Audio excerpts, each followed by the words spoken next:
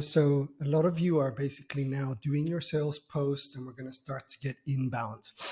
So this is kind of the process of going from the content to having an inbound conversation all the way through the call and printing that money. So let's imagine that you spun up your post, has like problem, agitate, solution type of a write-up similar to the templates that we shared. And then you end with PS, are you struggling with problem? DM me word and let's chat. So for example, are you struggling to get leads? DM me maker and let's chat. Now, what happens is you will start to get people in your inbox. And then it's like, okay, what do I do? I've got my program. I want to sell it. I need to engage in a conversation. So you've gotten the word, come straight to your inbox. You just be human about it. So you're like, hey, name, hey, John, thanks for replying with maker.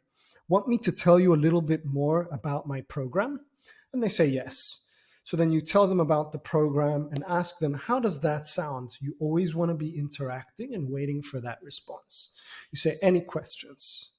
They respond again. And you say, instead of me typing it out, mind if we have a chat?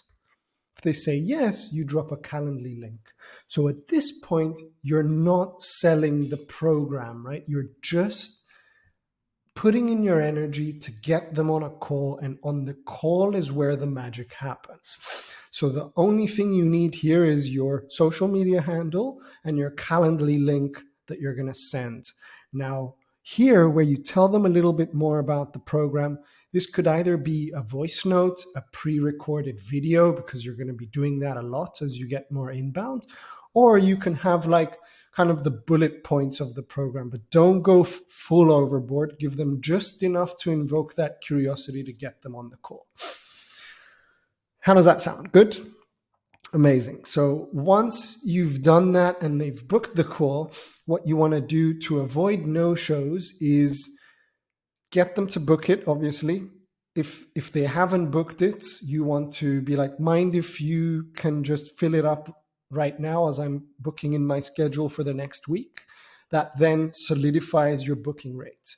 Now, 24 hours before the call, you can say, hey, John, excited to talk tomorrow, smiley face. After that, on the day of the call, you drop them another message to say, hey, excited to see you later, something like that.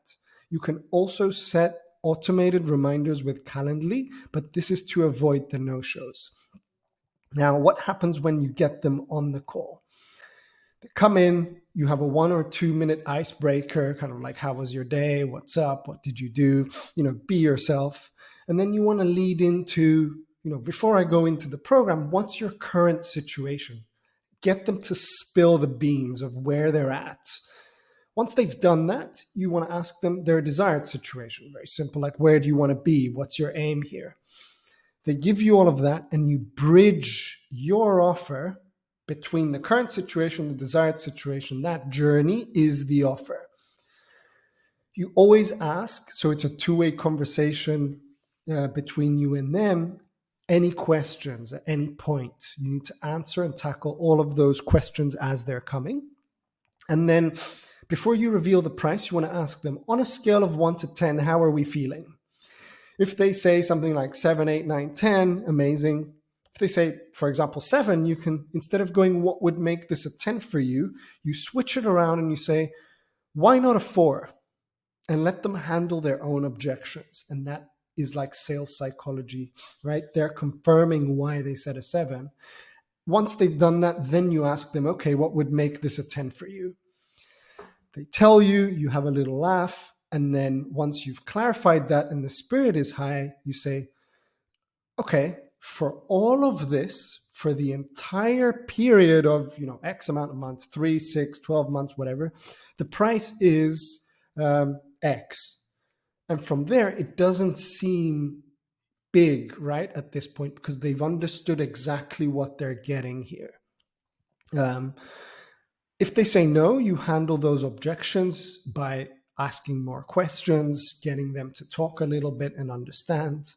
If it's a yes, you send your Stripe link. very politely you can say like, mind if I just send you the link here and we handle it. If there's any objection there, you can say no problem. Try to do it generally on the call. And that's that.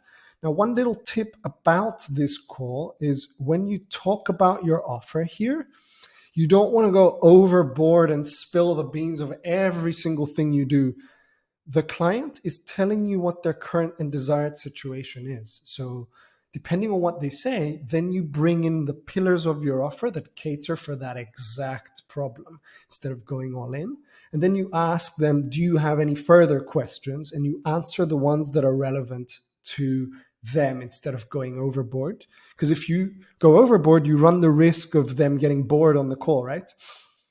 So once you've sent the Stripe link, make sure, keep the spirits high. Tell them that there's going to be a follow-up email or conversation where you're going to send the goodies, etc.